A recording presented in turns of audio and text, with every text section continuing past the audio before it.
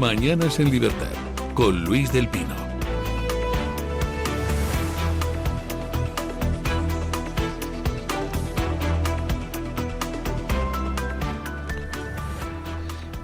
...7:30, 6:30 en las Islas Canarias. Buenos días, don Daniel Ortega. Muy buenos días, don Luis. Vamos con las noticias de las 7:30.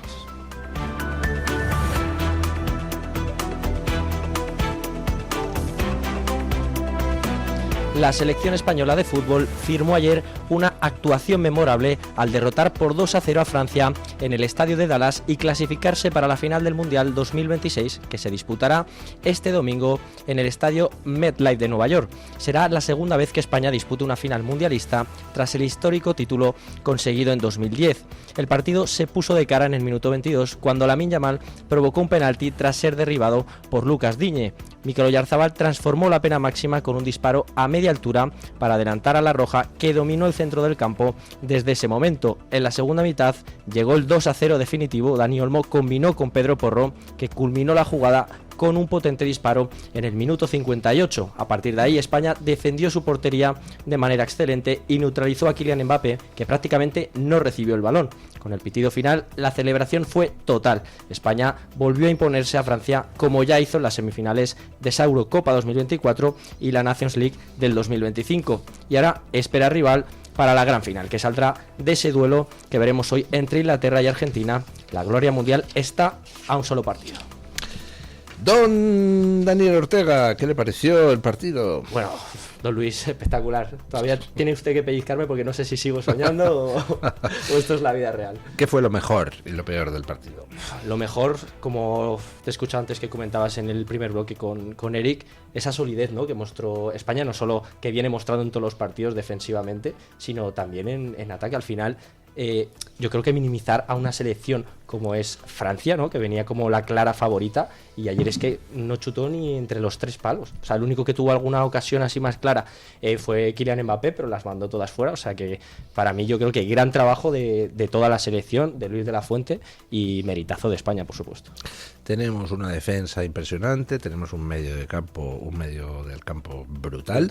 ¿No nos falta un poquito en ataque? Es verdad que las piezas principales de ataque no están quizás en su mejor momento y no están del todo inspiradas, pero bueno, la verdad que eso demuestra también que, aparte de que tenemos un centro de campo, como decías, espectacular, con un Fabián que está increíble, un rendimiento brutal, Dani Olmo, es verdad que, bueno, si encima ya tuviésemos a un Lamine Yamal en su 100%, pues bueno, ya no sé qué sería de este partido. A lo mejor ayer le hubiéramos metido 5 a Francia, pero bueno, esperemos que en esa final estén.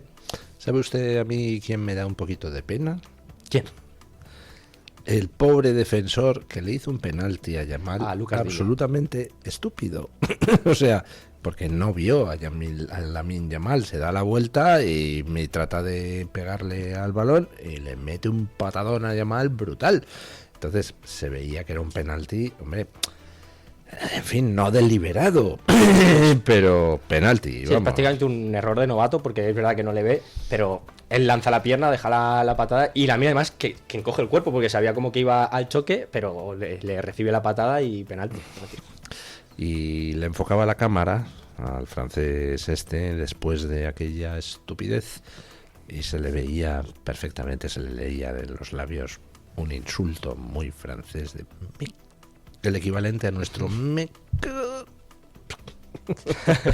Bueno, en fin, cosas que pasan. Unos ganan, otros pierden, por regla general pues ganan los mejores. ¿Quiénes son los mejores? Los españoles, sin ninguna de las dudas. Mejor jugador de España ayer. Para mí, Rodri fue el MVP sin duda del partido. Partidazo de Rodri, clave en ese mediocampo. Dando juego. Dando cátedra, sí.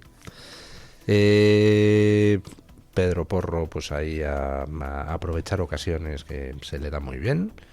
Y partidazo de los laterales de España. A mí me gusta mucho cómo juega Cucurella.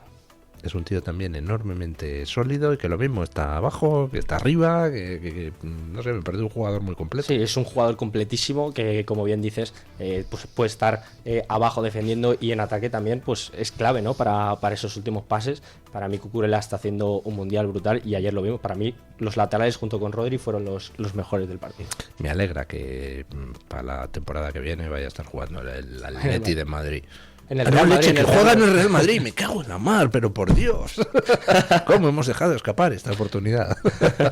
Bueno, vamos con la otra noticia del día, la condena del Batutas.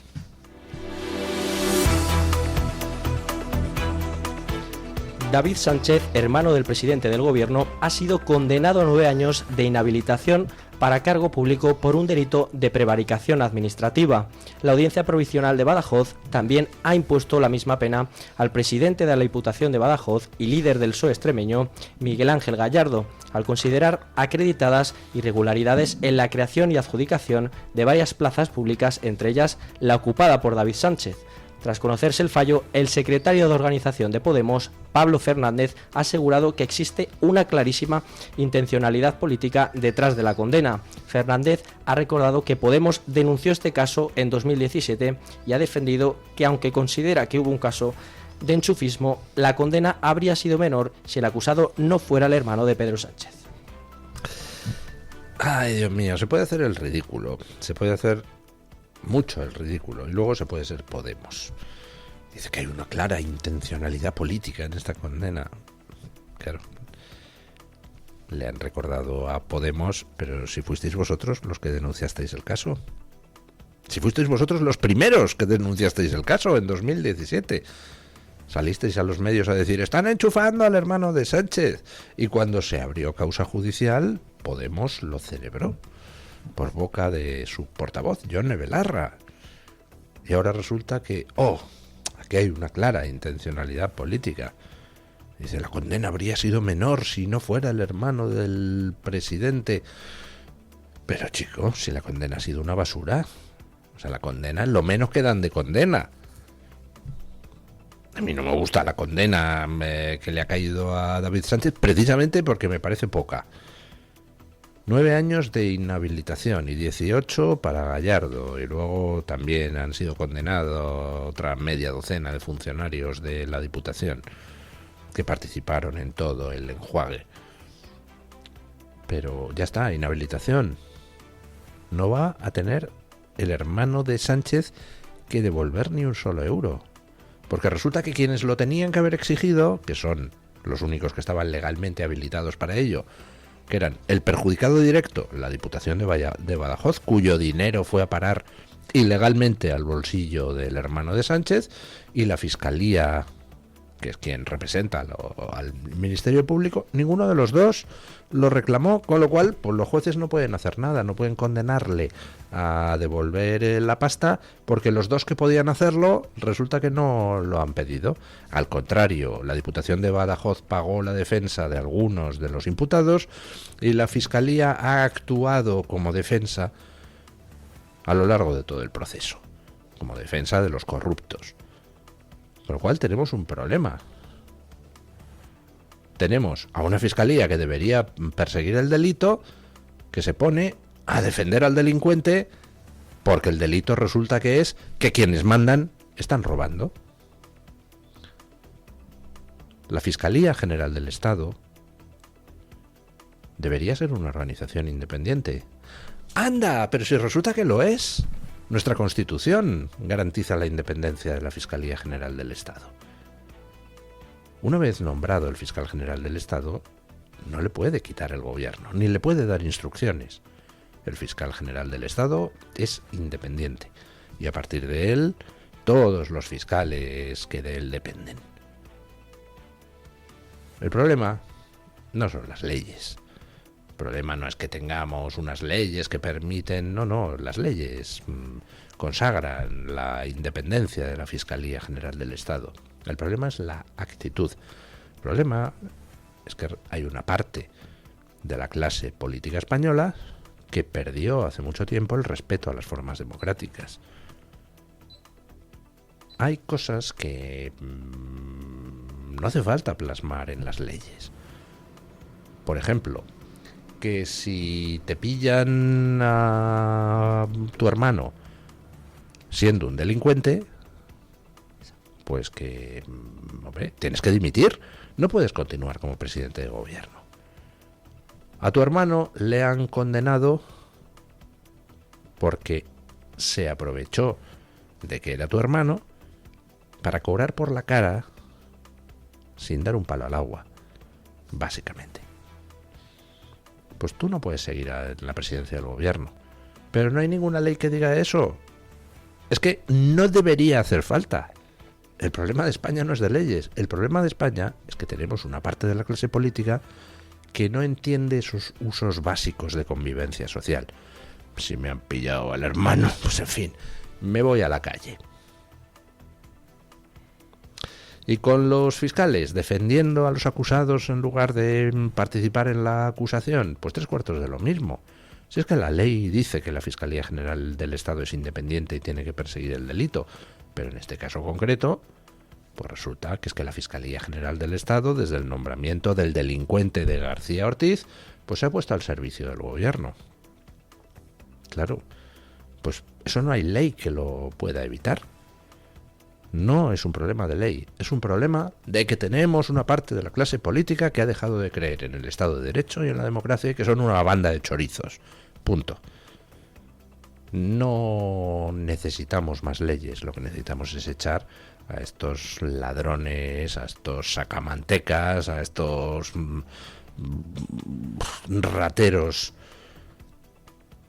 que han transformado el gobierno pues en una banda de malhechores. De hecho, piensen ustedes en cualquier organismo independiente. Supongamos que blindamos en nuestra Constitución que va a haber un organismo independiente encargado de los temas constitucionales, totalmente independiente. Yo qué sé, que lo elijan los jueces al Tribunal Constitucional. Entonces van los jueces con su mejor voluntad y eligen al Tribunal Constitucional. ¿Vale? Totalmente independiente. Consagrada su independencia en las leyes y en la Constitución. De tal forma que el gobierno no interviene en su nombramiento. Vale. Y entonces luego llega un gobierno como el de Pedro Sánchez, un gobierno mafioso, un gobierno de forajidos, de chorizos, y coge y compra uno por uno a 7 de los miembros del Tribunal Constitucional. A uno con pasta, a otro le hace chantaje con unas fotos así comprometidas, a otro, oye, pues voy a colocar a tu hijo en no sé dónde, a otro, oye, tu hija que ha tenido un problema con la justicia, no te preocupes que voy a hacer que la policía lo entierre, el problema. Imaginen, tenemos unas leyes perfectas que garantizan la independencia de un Tribunal Constitucional, los jueces eligen 12 magistrados para el Tribunal Constitucional y luego llega un gobierno de chorizos como el de Sánchez y va comprando uno por uno a 7 de los 12. ¿Qué protección tienes ante eso? Ninguna. No es una cuestión de leyes, es una cuestión de actitudes. En un país normal, si pillas al gobierno intentando comprar magistrados del Tribunal Constitucional, automáticamente ese gobierno se tiene que ir a la calle, porque la gente lo demanda. El problema es que aquí hay una parte de la sociedad que no lo demanda. Así que tenemos un problema. Y no es de leyes, es de actitud social. Hay que volver a hacer que ser un chorizo de vergüenza. Decía, he visto cientos de veces una frase atribuida a Napoleón. No he podido encontrar donde dijo semejante frase, pero se le atribuye siempre a él. Decía que por cada cura que quito tengo que poner 10 policías. Básicamente, con la frase lo que está diciendo es que al final, aquello que la sociedad percibe como moralmente inaceptable es lo que funciona, más allá de las leyes. Si tú desarmas moralmente a la sociedad, y tienes al final una sociedad donde la mitad no le importa que haya un chorizo arriba, bueno, pues entonces necesitas 2.000 leyes, 400.000 policías y tampoco va a funcionar. Somos los ciudadanos los que tenemos que decir basta, los que tenemos que decirle a Sánchez: eres un puñetero chorizo, vete a tu casa, por jefe de ladrones, por jefe de maleantes, por jefe de chorizos. Chorizo tu hermano, chorizo el fiscal general del Estado que nombraste. Ese no robó, pero ese hizo algo aún más grave, que es filtrar datos de un ciudadano privado, siendo fiscal general del Estado. Chorizo tu número 2, Ábalos. Todos están siendo condenados a tu alrededor y tienes 120 más imputados. Eres un chorizo, Pedro Sánchez. Y tiene que darte vergüenza. Tenemos que conseguir que la sociedad repudie a los chorizos, si queremos acabar con el choriceo. Bueno,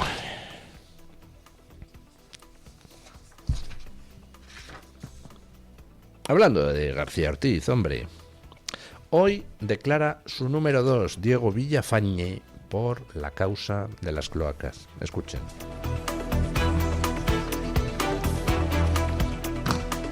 La Audiencia Nacional toma declaración este martes a Diego Villafañe, ex número 2 de la Fiscalía General del Estado, en el marco de la investigación sobre el denominado caso de las cloacas. Villafañe deberá explicar las 2 reuniones que mantuvo Leire Díez en la sede de la Fiscalía General, unos encuentros que se encuentran bajo la lupa de los investigadores y que podrían arrojar luz sobre el papel desempeñado por distintos responsables del Ministerio Público.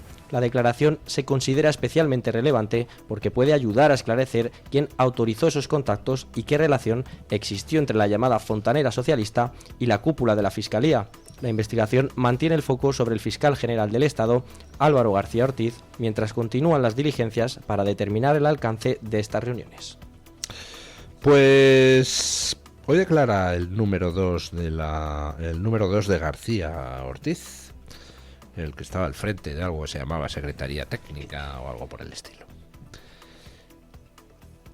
Declara el número 2 por reunirse con Leire Díez. Y imagino que el juez pues le preguntará, lógicamente, por esas reuniones. ¿Qué hacía él reuniéndose con la ejecutora de las cloacas del Partido Socialista? ¿Por qué se reunió? ¿Se reúne con cualquiera que le llama? ¿Se reúne con cualquiera que le llama siempre que sea del PSOE? ¿Se reúne con cualquiera que le llama que sea del PSOE y que además venga recomendado por, no sé, Santos Cerdán? ¿Quién le dijo a Villafañe que se reuniera con Leire Díez? ¿De parte de quién iba?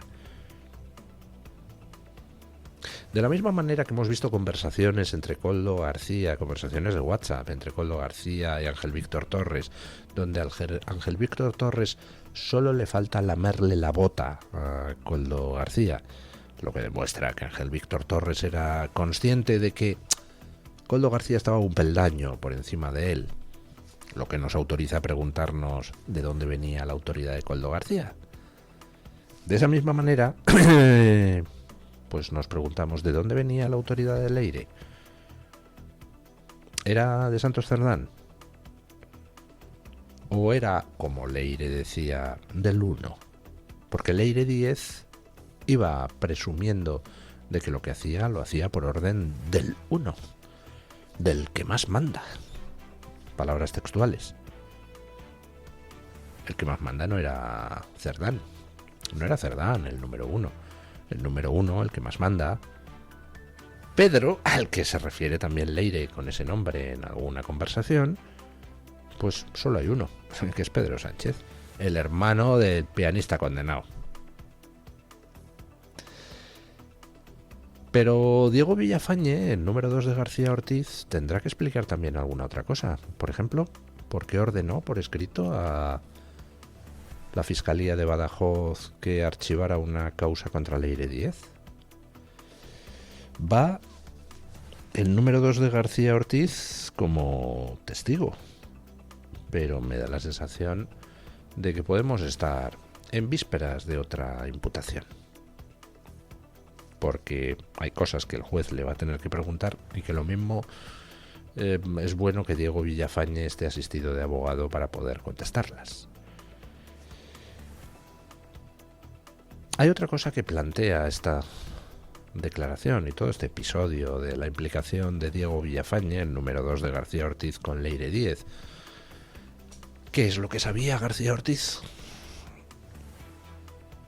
Porque empezamos a tener algunos la sensación de que si García Ortiz quería borrar su teléfono móvil, no era tanto por lo del novio de Ayuso, que era casi peccata minuta, sino porque a lo mejor había otras informaciones más comprometedoras, ¿verdad? Por ejemplo, referidas a la cloaca del Partido Socialista. Bueno, ayer fue un día, si entran ustedes en los periódicos gibraltareños, histórico. Están, vamos, exultantes los gibraltareños. Desaparece la verja de Gibraltar. España ha perdido, gracias al gobierno de Sánchez, la oportunidad de acabar con la última colonia que existe en Europa. Desaparece la verja, pero Gibraltar sigue siendo británico, a pesar de que tenemos de nuestro lado el derecho internacional porque existe un mandato expreso de descolonización de Gibraltar por parte de la ONU. Mandato expreso que todos los gobiernos españoles de la democracia se han negado a utilizar. Hayan fallado todos. El gobierno de Suárez, el de Felipe González, el de Aznar, el de Zapatero, el de Rajoy y el de Sánchez. Todos, ninguno ha estado a la altura. Y ayer cayó la verja. Y ahora los gibraltareños resulta que a raíz del Brexit pues se quedaban fuera de lo que es la Unión Europea. Y entonces ahora resulta que les regalamos un tratado por el cual ellos van a tener todas las ventajas de estar dentro de la Unión Europea, pero sin estar dentro de la Unión Europea. Y donde se consagran ignominias como que los españoles no vamos a tener derecho a comprar o alquilar vivienda en Gibraltar. Ah, está muy bien. Prioridad nacional, pero solo para los gibraltareños. Escuchen.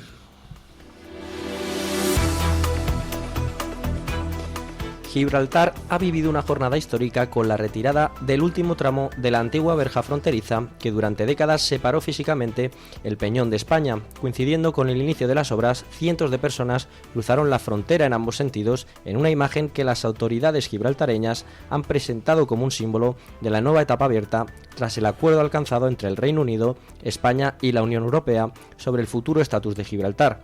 La desaparición de la verja forma parte del proceso para facilitar el tránsito de trabajadores, residentes y visitantes entre Gibraltar y el campo de Gibraltar. Las autoridades locales han destacado el carácter histórico del momento mientras continúan los trabajos para adaptar la zona fronteriza al nuevo modelo de circulación acordado entre las partes.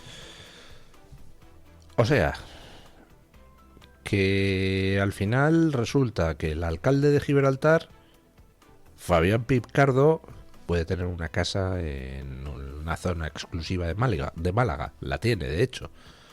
Pero yo no puedo tener una casa en Gibraltar. Está muy bien el acuerdo, ¿eh? Y resulta que sigue siendo territorio no español, a pesar de que nosotros tenemos derecho a ese territorio, según la ONU. Para Gibraltar, la parte ancha, para nosotros la estrecha, el famoso Tratado del Embudo. En teoría, pues ahora las fuerzas y cuerpos de seguridad del Estado españoles estarán ahí en el puerto de Gibraltar y en el aeropuerto de Gibraltar, controlando, junto con los policías gibraltareños, la entrada y salida del territorio, porque claro, pasa a ser territorio Schengen, pasa a ser territorio con libre circulación. Eso, en teoría. Vamos a ver cómo funciona en la práctica.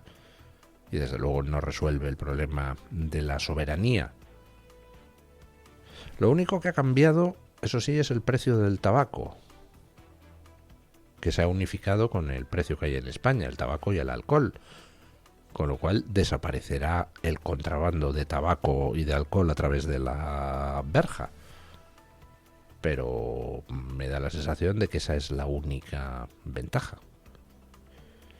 En fin, otra oportunidad histórica desperdiciada, pero nos está bien empleado, por poner a auténticos patanes, chorizos a llevar el gobierno, patanes chorizos a los que les importa a España un soberano bledo y que, por supuesto, vamos, no han leído un libro de historia en su puñetera vida.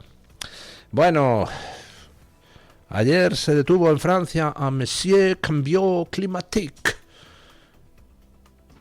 un bombero que incendió el bosque ahí en Fontainebleau. Escuchen.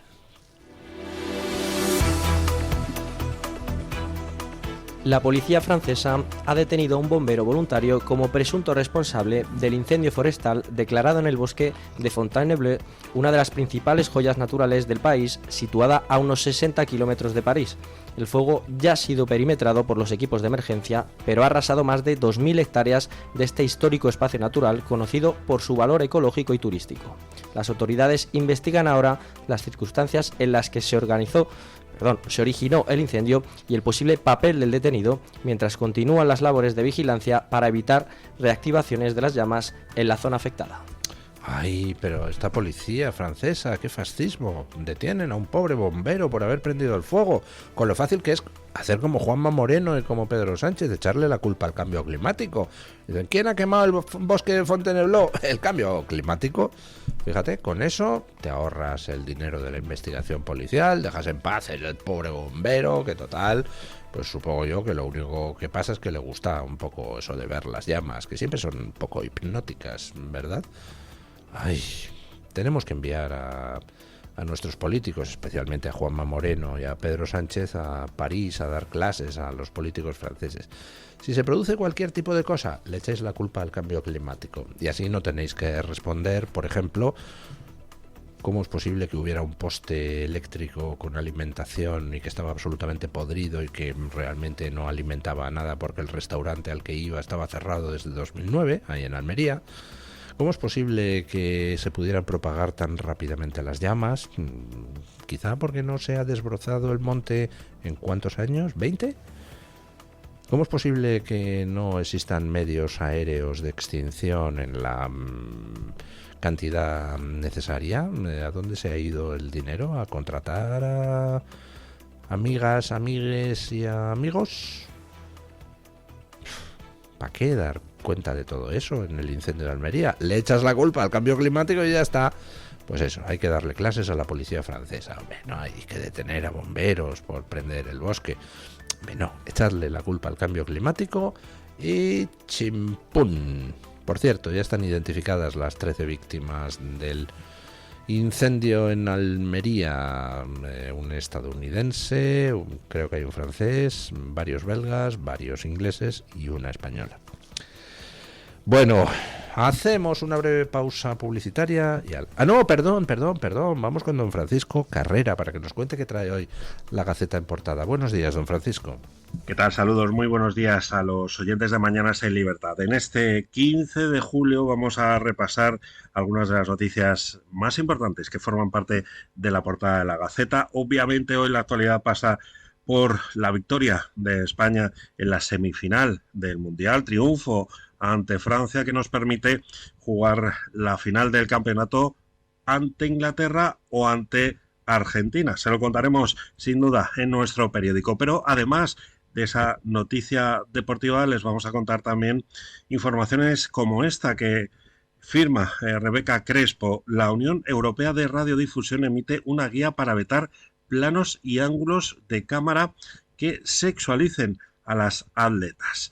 Además, también pueden leer que el movimiento que construye pueblos solo para blancos contra el infierno multicultural se está desarrollando en Estados Unidos y desembarca también ahora en el Reino Unido.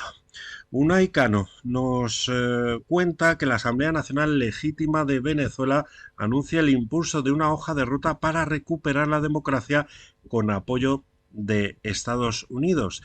Y además, SALT, capital de la sustitución demográfica en España. Más del 82% de bebés nacidos a partir de 2024 tiene un padre nacido en el extranjero. Esta ciudad de Cataluña que, como ven, es el paradigma de lo que está ocurriendo en buena parte de nuestro país. Un último apunte. 4 inmigrantes detenidos en Dungannon, en Irlanda del Norte, tras altercados con hombres armados con cuchillos y bates. Y del exterior también, los hospitales neerlandeses practicarán abortos entre las semanas 22 y 24, aunque el bebé pueda sobrevivir fuera del vientre materno.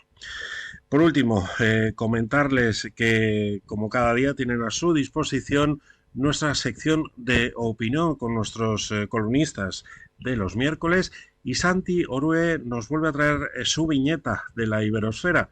Una tertuliana abandona el plato de malas lenguas tras sentirse humillada. 48 horas después, vuelve a ese plató. ¿Quieren saber cuál es la posición y el particular punto de vista de Santi Orue? Bueno, pues ya saben, si quieren averiguarlo, gaceta.es y nuestras redes sociales. Es todo. Desde la redacción de la Gaceta les mandamos un cordial saludo y les deseamos que pasen un muy feliz día. Muchísimas gracias, don Paco. Y gracias también a todos los compañeros de Gaceta. Brevísima pausa publicitaria y a las noticias de las 8.